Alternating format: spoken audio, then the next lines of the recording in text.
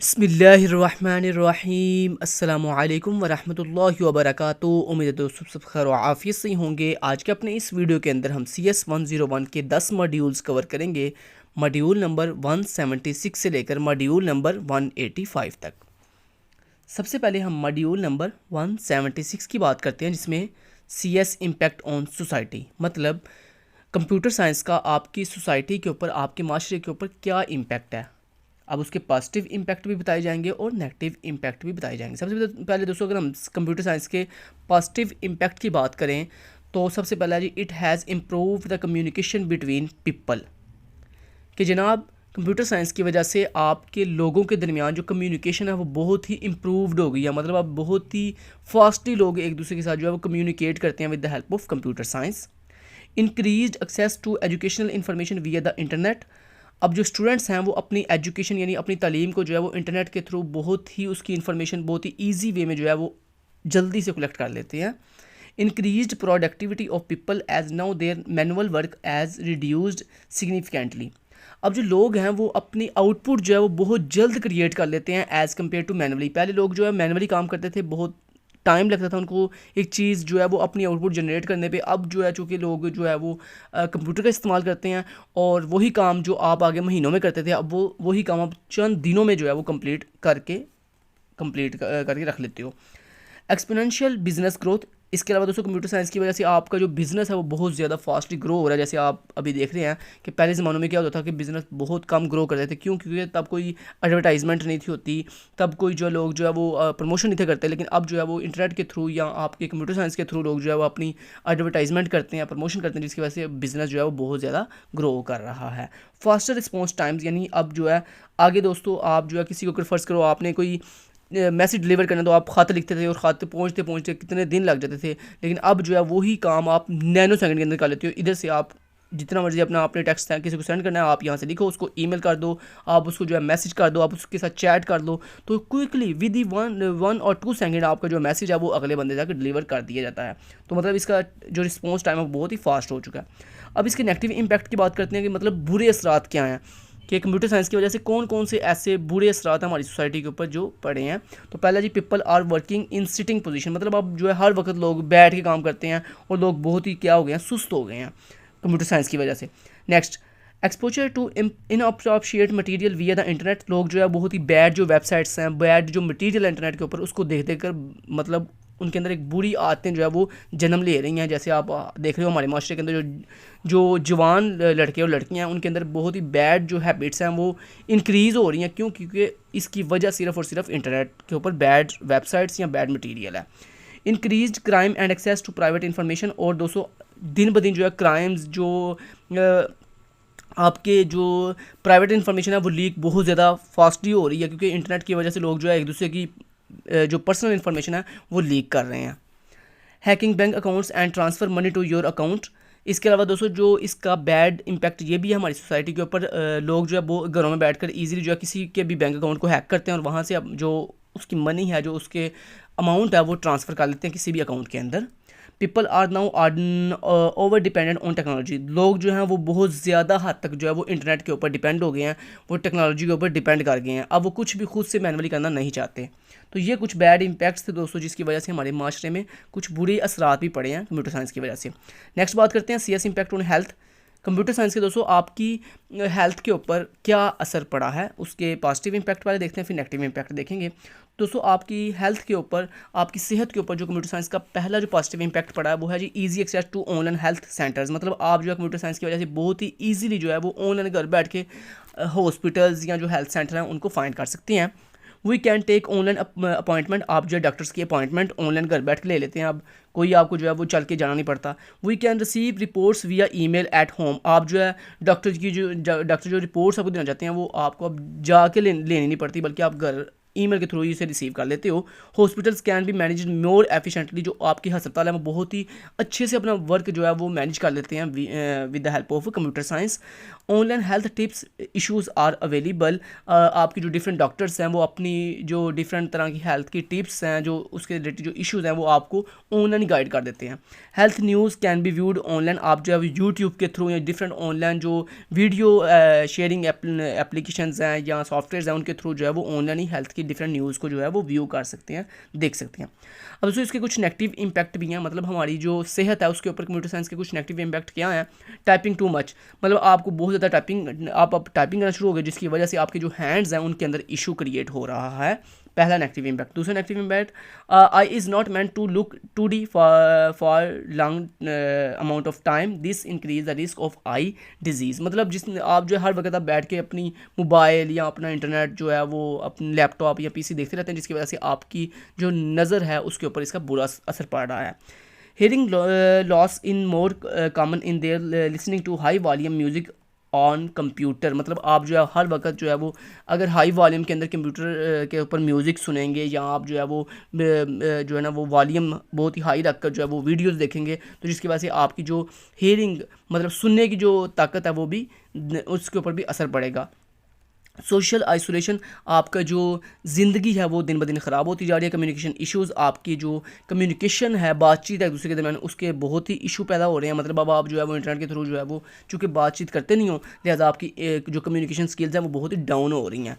Posture could lead bone issues, आपकी जो हड्डियाँ हैं उसके ऊपर इफेक्ट पड़ रहा है इसका, क्योंकि हर वक्त आप बैठे रहते हो या आप लेट के चीज़ें देख रहे हो तो जिसकी वजह से आपकी जो डिफरेंट बोन्स हैं जो हड्डियाँ हैं वो कमज़ोर हो रही हैं।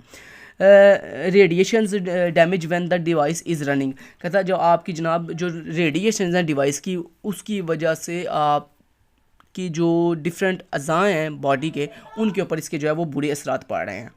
नेक्स्ट चलते हैं मॉड्यूल नंबर 178 की बात करते हैं। दोस्तों ये सारे जो टॉपिक्स हैं इनमें मोस्टली जो है वो लॉन्ग क्वेश्चन पहले आते थे, लेकिन अब चूँकि सिर्फ सर जो है वो MCQs पूछते हैं सो इसलिए जो है ना आपने इन चीज़ों को अच्छे से जो है अंडरस्टैंड करना है, समझना है।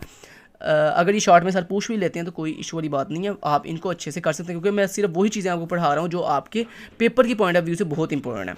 Computer science impact on environment, कहता है हमारे इन्वायरमेंट के ऊपर यानी माहौल के ऊपर कंप्यूटर साइंस के क्या इंपैक्ट पड़े हैं। तो पॉजिटिव इंपैक्ट पहला उसका जी ऑनलाइन रीडिंग एंड पब्लिशिंग, आप जो है वो ऑनलाइन रीडिंग भी कर लेते हो, पढ़ भी लेते हो अब और पब्लिशिंग भी कर रहे हो।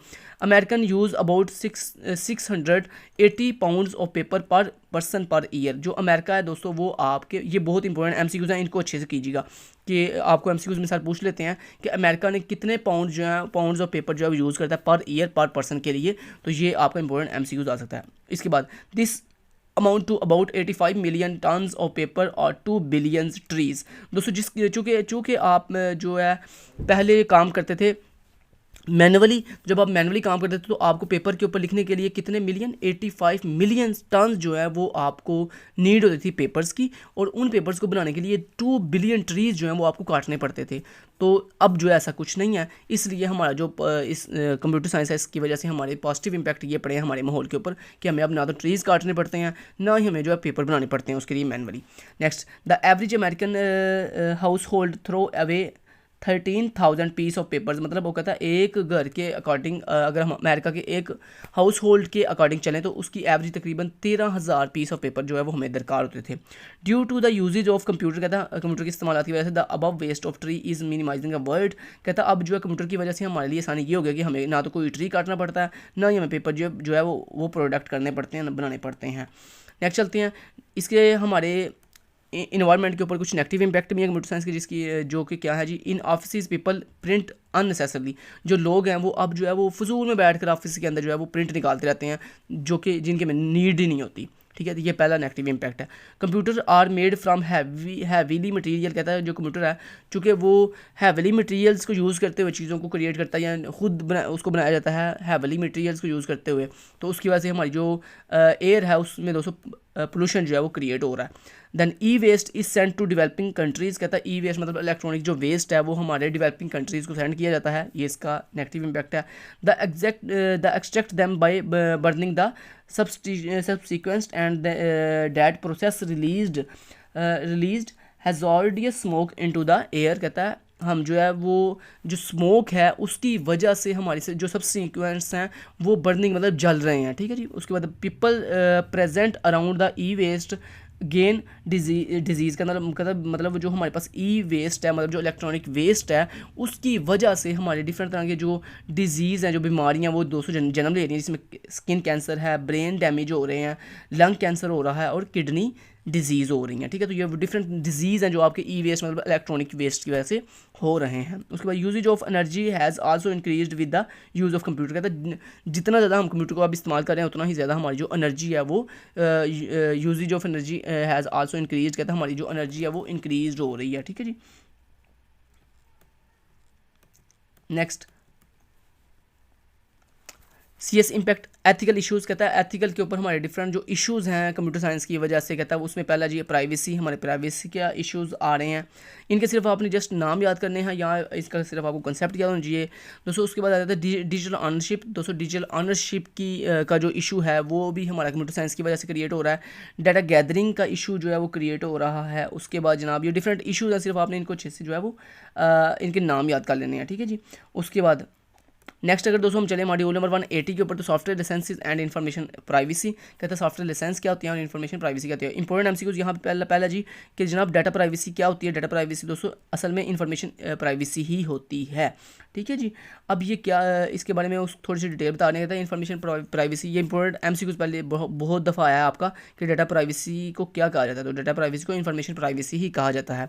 अगर दोस्तों डाटा प्राइवेसी या इन्फॉर्मेशन प्राइवेसी क्या होता है, ये इन्फॉर्मेशन प्राइवेसी ये होता है कि जब जनाब दो कंपनीज जो हैं वो उनके पास आपका डाटा है तो वो दोनों कंपनीज़ के दरमियान एक एग्रीमेंट है। अगर वो दोनों कंपनीज जो है वो आपके उस एग्रीमेंट को तोड़ती हैं या थर्ड पार्टी को अपना डाटा शेयर करती हैं तो इसको दोस्तों हम कहते हैं इन्फॉर्मेशन प्राइवेसी की हमारी जो इन्फॉर्मेशन है उसकी प्राइवेसी का ख्याल नहीं रखा गया। और अगर वो हमारी जो कंपनीज़ हैं अगर वो दोनों एक दूसरे को डाटा सिर्फ शेयर करती हैं लेकिन किसी भी थर्ड पार्टी को डाटा शेयर नहीं करते तो इससे क्या होगा कि हमारी जो प्राइवेसी है उसका ख्याल रखा जाएगा। आगे दोस्तों यहाँ पे इंपॉर्टेंट एमसीक्यू सर आपसे पूछ सकते हैं कि COPPA स्टैंड फॉर क्या होता है। दोस्तों इसका स्टैंड फॉर है children online privacy protection act, ठीक है। ये इंपॉर्टेंट एमसीक्यूज है। तो यहाँ पे बस इंपॉर्टेंट एमसीक्यूज है, बस इनको आपने बस एमसीक्यूज के हवाले से कवर करना है। बाकी इसमें ना तो कोई शॉर्ट इंपॉर्टेंट ना ही कोई लॉन्ग इंपॉर्टेंट है। और वैसे भी अब CS 101 के पेपर के अंदर सिर्फ 200 आपको एमसीक्यूज पूछ जाते हैं, लॉन्ग और शॉर्ट नहीं पूछे जाते। सो इसलिए मैं आपको सिर्फ इंपॉर्टेंट एमसीक्यूज ही करवा रहा हूँ, शॉर्ट और लॉन्ग अब मैं करवाता ही नहीं हूँ इस वजह से क्योंकि अब सर ने जो है वो शॉर्ट और लॉन्ग वाली जो स्कीम थी वो ख़त्म कर दी है। अब दोस्तों उसके बाद आपको इंपॉर्टेंट एमसीक्यूज इसमें से आ सकता है, वो आ सकता है HIPPA स्टैंड फॉर क्या होता है, health insurance portability and accountability act, ये इसका स्टैंड फॉर है। उसके बाद इसी तरह आपको एक और इंपॉर्टेंट एमसीक्यूज ये आ सकता है ECPA स्टैंड फॉर क्या होता है, इलेक्ट्रॉनिक कम्युनिकेशन प्राइवेसी एक्ट, ठीक है जी। तो ये इसके स्टैंड फॉर है। नेक्स्ट चलते हैं मॉड्यूल नंबर 181 की। दोस्तों अगर हम बात करें तो इसके अंदर सिर्फ आपने ये जो टेबल है इसको अच्छे से रीड आउट करना है क्योंकि इस टेबल में से दोस्तों अगर कोई आपको एमसीक्यूज आता है तो इस टेबल में से आएगा कि मतलब आपको कौन सा एक्ट है, वो एक्ट किस चीज़ को कवर कर रहा है और वो एक्ट के लिए क्या आपको उस एक्ट को अप्लाई करने के लिए क्या आपको नीड पड़ती है उसको अप्लाई करने के लिए, मतलब आप उसके लिए कोई रिक्वेस्ट भेजते हो या नहीं भेजते। और उसके बाद मिनिमम ड्यूरेशन, मतलब अगर वो एक्ट जो है वो अप्लाई हो जाता है तो उसकी कितनी ड्यूरेशन मतलब कितनी मुद्दत तक वो जो है वो रहेगा, एप्लीकेबल रहेगा, ठीक है। तो ये दोस्तों एक टेबल है, इस टेबल को आपने अच्छे से पढ़ लेना। जैसे देखें पहला जी पेटेंट लॉ जो है वो किसके ऊपर अप्लाई होता है, इन्वेंशंस के ऊपर अप्लाई किया जाता है। इसके अलावा दोस्तों इसको करने के लिए आपको पहले इसकी रिक्वेस्ट भेजनी पड़ती है। उसके बाद मैक्सिमम ड्यूरेशन इसकी कितनी होती है, 20 साल, मतलब आप जब इसके लिए एक दफ़ा अप्लाई कर लेते हो तो 20 साल तक ये जो है एप्लीकेबल रहता है। ऐसे ही अगला लॉ है जी कॉपीराइट एक्ट है। कॉपीराइट एक्ट किसके ऊपर अप्लाई होता है वो लिखा हुआ है। उसके बाद इसके लिए जो है रिक्वेस्ट नहीं भेजनी पड़ती। उसके बाद ये कितने देर तक अप्लाई रहता है वो उसकी ड्यूरेशन लिखी हुई है। तो आपने इस मॉड्यूल में सिर्फ इस टेबल को अच्छे से कर लेना है तो आपके सारे कंसेप्ट जो है वो कवर हो जाएंगे। नेक्स्ट चलते हैं मॉड्यूल नंबर 182 के ऊपर। दोस्तों सिक्योरिटी क्या होती है। सिक्योरिटी दोस्तों यहाँ पे कहता है what are the concern of computer security, कहता है हम कंप्यूटर सिक्योरिटी का कंसर्न क्या है या उसका मतलब क्या है कंप्यूटर सिक्योरिटी से रिलेटेड। तो कहता है computer security is concerned with 4 main areas, कहता है जो हमारी कंप्यूटर की सिक्योरिटी है उसकी मुताबिकत होती है 4 डिफरेंट एरियाज़ के साथ, 4 डिफरेंट इंपॉर्टेंट पॉइंट्स के साथ। पहला पॉइंट क्या जी, कहता है confidentially only authorised users can access the data resources and information. कहता है पहला जनाब कंप्यूटर सिक्योरिटी के लिए पहला पॉइंट ये होता है कि आपकी कॉन्फिडेंशियली जो है वो बहुत ही हाई होनी चाहिए, मतलब सिर्फ और सिर्फ ऑथराइज्ड जो यूजर्स हैं वही इन्फॉर्मेशन या रिसोर्सेज को क्या कर सकें, एक्सेस कर सकें। दूसरा इंटीग्रिटी।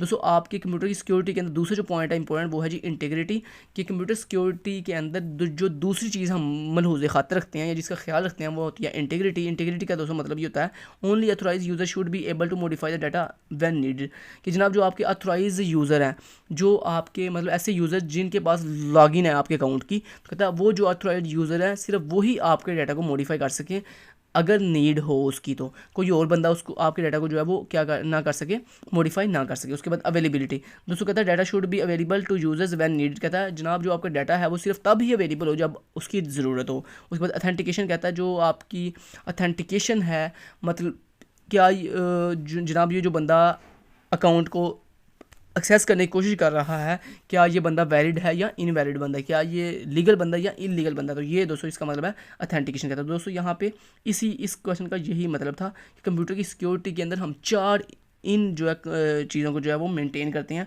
इन चार चीज़ों को जो है वो इसका ख्याल रखते हैं। नेक्स्ट दोस्तों आ जाता है ये व्हाट इज़ फायरवॉल।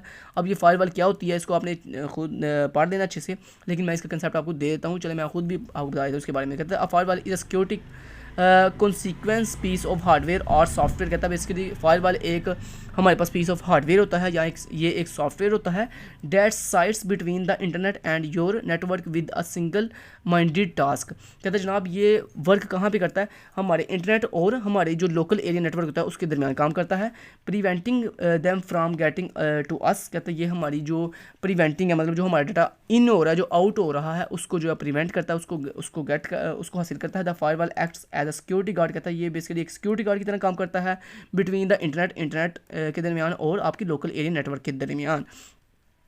दोस्तों अब अगर मैं आपको मेन पर्पस इसका बताऊं तो फायरवॉल बेसिकली एक डिवाइस होती है या एक सॉफ्टवेयर होता है जो आपके इंटरनेट और आपकी लोकल जो आपकी नेटवर्क होता है उसके दरमियान लगाई जाती है। जैसे मान लो आपके सिटी के अंदर जो आपकी इंटरनेट प्रोवाइडर कंपनी है, जो इंटरनेट प्रोवाइडर आपकी एक्सचेंज है, वहाँ पे आपकी फायरवॉल क्या होती है, पड़ी होती है।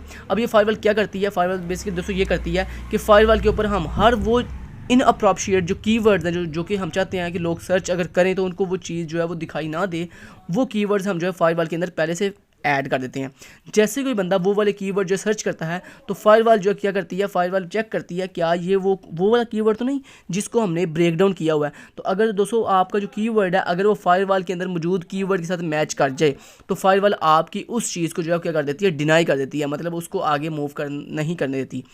जैसे लाइक आपने अक्सर देखा होगा आपकी जो बैड वेबसाइट्स होती हैं, आप जब उनको सर्च करते हो तो आपको अक्सर जो है वो नो इंटरनेट कनेक्शन का इशू मिलता है या दोस्तों नॉट एक्सेस का इशू मिलता है। ऐसा क्यों होता है, क्योंकि दोस्तों पाकिस्तान की गवर्नमेंट ने जो है आपकी तमाम की तमाम जो इंटरनेट सर्विस प्रोवाइडर कंपनीज़ हैं उनके फायरवॉल के ऊपर जो है वो ये मतलब तमाम की तमाम इन अप्रोप्रिएट जो कीवर्ड्स हैं उनको ऐड कर दिया है। जैसे ही आप उन कीवर्ड्स को लिखते हो या टाइप करते हो और सर्च करते हो इंटरनेट के ऊपर तो आपकी जो फायरवॉल है जो कि एज ए सिक्योरिटी गार्ड का काम कर रही है, वो चेक करती है क्या ये बंदे ने जो चीज़ सर्च किया क्या वो वाली चीज़ है जो हमने मना की हुई है, गवर्नमेंट ने जो है वो स्टॉप की हुई है। तो अगर दोस्तों आपका वो सर्च किया हुआ कीवर्ड अगर फायरवॉल के अंदर मौजूद कीवर्ड से मैच कर जाए तो क्या होता है, आपकी वो चीज़ जो है सर्च नहीं की जाती या आपको वो जो है एरर आ जाता है, इशू का एरर आ जाता है। नेक्स्ट दोस्तों बात करते हैं अगले मॉड्यूल नंबर 183 जिसमें प्राइवेसी की बात की जा रही है। अब दोस्तों ये प्राइवेसी क्या होती है, सबसे पहले वो ये बता दें कि आपका डाटा जो है कहाँ कहाँ से हमें जो है वो गैदर होता है, मतलब कहाँ कहाँ से आता है। सोशल साइट से दोस्तों हमारा डाटा जो है वो आता है, टेलीफोन कंपनी से हमारा डाटा जो है वो लिया जाता है, स्मार्ट सिटी कैमरा से डाटा लिया जाता है, ईमेल से डाटा फ्राम लिया जाता है, पर्सनल सॉफ्टवेयर से डाटा लिया जाता है और पासवर्ड लॉगिन्स ETC वगैरह वगैरह। मतलब ये सारे वो दोस्तों वेज हैं जहाँ से हम डाटा जो है वो एक्सेस करते हैं, डाटा कलेक्ट करते हैं। नेक्स्ट बात करते हैं how to handle on internet. कहता है अब इस डाटा को हम इंटरनेट के ऊपर कैसे हैंडल करते हैं या अपनी प्राइवेसी को इंटरनेट के ऊपर कैसे हैंडल करते हैं। कहता है ईमेल्स कैन बी एनक्रिप्टेड। कहता है सबसे पहले हम अपनी जो ईमेल्स हैं उनको एनक्रिप्ट कर लेते हैं। एनक्रिप्ट दोस्तों क्या होता है, एनक्रिप्ट ये होता है कि आपने जो टेक्स्ट लिखा था उस टेक्स्ट को हम एक ऐसी लैंग्वेज में कन्वर्ट कर देते हैं जो कि ह्यूमन अंडरस्टैंडेबल नहीं होती, मतलब जिसको ह्यूमन रीड नहीं कर सकता। तो इससे क्या होता है हमारी जो प्राइवेसी है वो बहुत हद तक जो है वो मैनेज की जाती है। उसके बाद एनोमाइजिंग प्रॉक्सीज़, हम डिफरेंट तरह की जो प्रॉक्सीज़ हैं उनको ऐड करके हम अपनी प्राइवेसी को जो है वो मेंटेन करते हैं। एनोमाइजिंग नेटवर्क्स, हम डिफरेंट तरह के जो नेटवर्क्स हैं उनका इस्तेमाल करके भी हम अपनी प्राइवेसी का जो है वो ख्याल रखते हैं। ठीक है जी, तो ये दोस्तों वो 3 तरीके थे जिनके साथ हम अपनी प्राइवेसी को मेंटेन करते हैं। नेक्स्ट बात करते हैं दोस्तों, यहाँ पे इंपॉर्टेंट एमसीक्यू आपका आ सकता है EPIC स्टैंड फॉर क्या होता है दोस्तों EPIC stand for electronic privacy information centre, ठीक है जी, इंपॉर्टेंट एमसीक्यू है। उसके बाद दोस्तों आपको इंपॉर्टेंट एमसीक्यू आ सकता है PI stand for privacy international, इसका स्टैंड फॉर है, ठीक है जी। नेक्स्ट चलते हैं मॉड्यूल नंबर 184 की दोस्तों, अगर बात करें तो कहता है सोशल इश्यूज ऑफ IT, कहता है यानी IT मीन इंफॉर्मेशन टेक्नोलॉजी, कहता है इंफॉर्मेशन टेक्नोलॉजी के हमारे सोशल के ऊपर क्या क्या इश्यूज़ हैं या सोशल कौन कौन से इश्यूज़ हैं।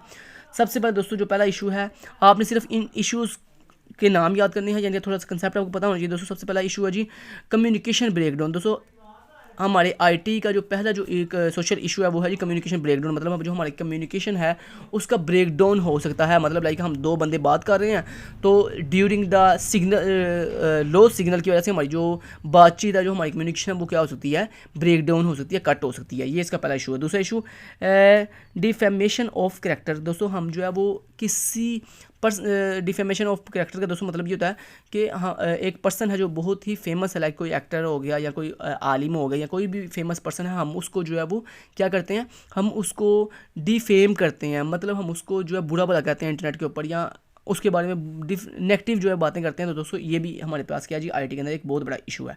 उसके बाद आइडेंटिटी थेफ्ट, यानी हम किसी की आइडेंटिटी उसकी पहचान चुरा लेते हैं। जैसे मान लो मेरा अपना खुद का एक चैनल है KST लर्निंग, आपने मेरे चैनल से चीज़ें चुराई, उसको मेरा कंटेंट चोरी किया, मेरी जो है वो आइडेंटिटी मेरी पहचान चोरी की, तो ये भी क्या है जी, ये भी दोस्तों इशू है IT के अंदर। साइबर बाइंग, दोस्तों साइबर बाइंग का इशू है, आगे ज़्यादा ये चीज़ें इंपॉर्टेंट नहीं है।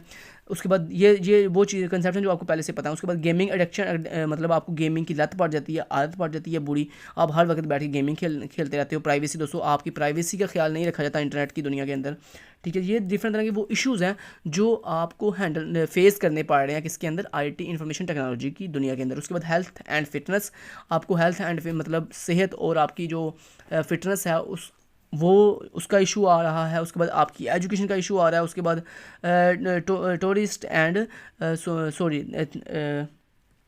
ये है जी टेररिज्म एंड क्राइम्स, मतलब आपकी जो टेररिज्म, जो दहशतगर्द हैं या जो आपके क्राइम्स रेट हैं, जुर्म है, वो बहुत ज़्यादा ह्यूज फॉर्म में जो है वो बढ़ रहे हैं। उसके बाद एक्सेस टू फॉरबिडन लिटरेचर, आप जो फॉरबिडन लिटरेचर्स हैं उनको जो है क्या करते रहते हैं, एक्सेस करते रहते हैं। तो ये डिफरेंट तरह के दोस्तों इसके इश्यूज़ हैं IT के किसके ऊपर, सोसाइटी के ऊपर। उसके बाद दोस्तों नेक्स्ट आता है जी कंटेंट फिल्टरिंग, ईमेल स्पैम्स। अच्छा ये जो ऊपर मैंने आपको बताया ना सारे के सारे ये इशू सिर्फ आपने जस्ट अपने कंसेप्ट के तक करने हैं, पेपर में इसके हवाले से कोई भी इतनी इंपॉर्टेंट बातें नहीं हैं, ना ही पेपर में ये चीज़ें आती हैं, ठीक है जी। नेक्स्ट चलते हैं दोस्तों मॉड्यूल नंबर 185 की अगर बात करें तो कंटेंट फिल्टरिंग, मतलब वही तरीका बता रहा है कि जो हमारी फायर वाला है या जो हमारी जो दोस्तों सिक्योरिटी के तौर पर हमने जो डिवाइस ऐड की हुई है अपने इंटरनेट के ऊपर लोकल नेटवर्क के दरमियान, वो किस तरह से वर्क करती है। तो वो मैंने आपको सारा तरीकाकार बता दिया था कि ये वही बता रहा तरीकाकार। तो मैंने आगे आपको बताया था कि फायरवॉल के अंदर हम वो तमाम कीवर्ड्स ऐड कर देते हैं जिन कीवर्ड्स को हमने जो है वो रोकना हो, मतलब जिनकी जो हमने एक्सेस है वो आपसे डिनाई करवानी हो, तो हम उन कीवर्ड्स को अपनी फायरवॉल में ऐड कर देते हैं। उसके बाद जब भी आप कुछ चीज़ सर्च करते हो तो वो चीज़ सबसे पहले फायरवॉल के अंदर मौजूद जो स्ट्रिंग है, जो करैक्टर्स है उसके साथ मैच करती है। अगर दोस्तों आपकी जो स्ट्रिंग है अगर वो मैच कर जाए तो हम जो है आपके कंटेंट को अलाउ नहीं करते, थ्रो मतलब फेंकते नहीं है, मतलब आपकी तरफ जो है उसको थ्रो नहीं करते, आपकी तरफ उसको नहीं भेजते कि मतलब हमें पता चल गया है कि आप जो चीज़ सर्च कर रहे हो वो बैड थिंग है या जो है वो इनअप्रोप्रिएट कीवर्ड्स हैं जो कि गवर्नमेंट ने मना किए हुए हैं, ठीक है। तो ये दोस्तों इसका वर्किंग स्टाइल था। उसके बाद दोस्तों स्पैम ईमेल्स क्या होती हैं, स्पैम ईमेल दोस्तों वो होती हैं जिसके अंदर गवर्नमेंट जो है वो आपको बताना चाहती है कि मतलब ये वो तमाम कीवर्ड्स या वो टेक्स्ट जो कि अनऑथराइज्ड है, अगर आपकी किसी में ईमेल के अंदर दोस्तों कोई ऐसे वर्ड्स यूज़ किए गए हैं या ऐसा कोई टेक्स्ट यूज़ किया गया है जो कि आपकी गवर्नमेंट ने अलाउ नहीं किए हुए थे दोस्तों, ऐसी ईमेल्स को हम जो है स्पैम ईमेल्स में डाल देते हैं। उसके बाद ये कुछ इंपॉर्टेंट लॉज हैं दोस्तों, इनको खुद से आप पढ़ लीजिएगा, सिर्फ आपकी ये रीडिंग की हद तक जो है वो इंपॉर्टेंट है। आपके MCQs में कुछ इसमें से पूछा जा सकता है, इसलिए आपने इन लॉज को सिर्फ पढ़ लेना है, बाकी इसमें कुछ भी इंपॉर्टेंट नहीं है। नेक्स्ट दोस्तों अगला मॉड्यूल इंशाल्लाह हम नेक्स्ट वीडियो में कवर करेंगे। Thank you so much, till then guys take care, अल्लाह हाफिज़।